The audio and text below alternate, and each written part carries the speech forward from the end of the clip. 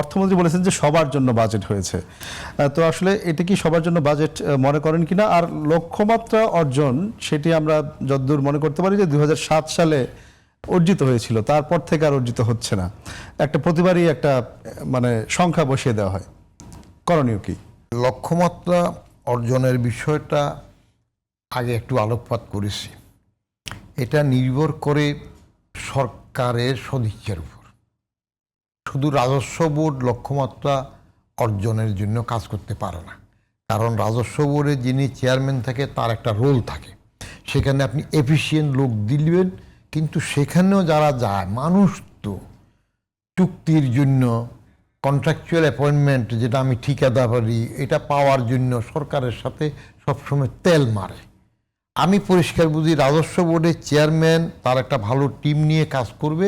এখানে সরকার প্রণীত নিয়ম অনুযায়ী কাউকে ছাড় দেবে না, even if he or she is the head of the government, or even if he or she is the head of the state.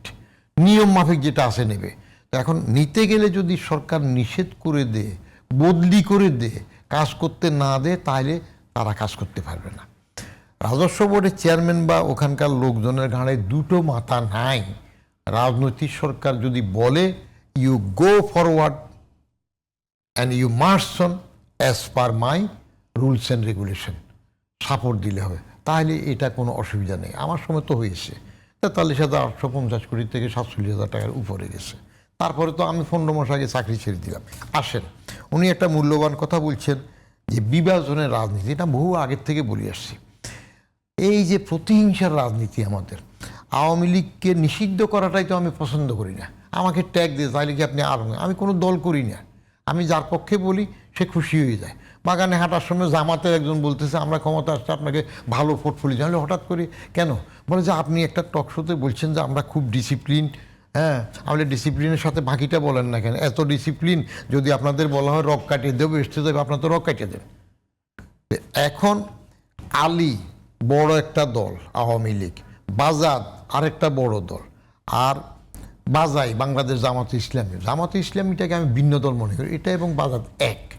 এখন আলীকে নিষিদ্ধ করে একটা বড় 32 থেকে 34-35% ভোটে নিষিদ্ধ করে আপনি রাজনীতি করবেন, দখল করবেন, তাহলে অর্থনীতিতে তো এটার একটা ইম্প্যাক্ট পড়বে।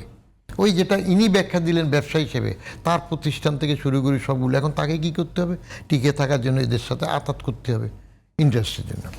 অতএব লক্ষ্যমাত্রা সম্ভব। আর একটা জিনিস এনার এটার সাথে আমিও একমত, সেটা হইল যে আওতা বাড়ানো, যেটা জাল বাড়াতে হবে।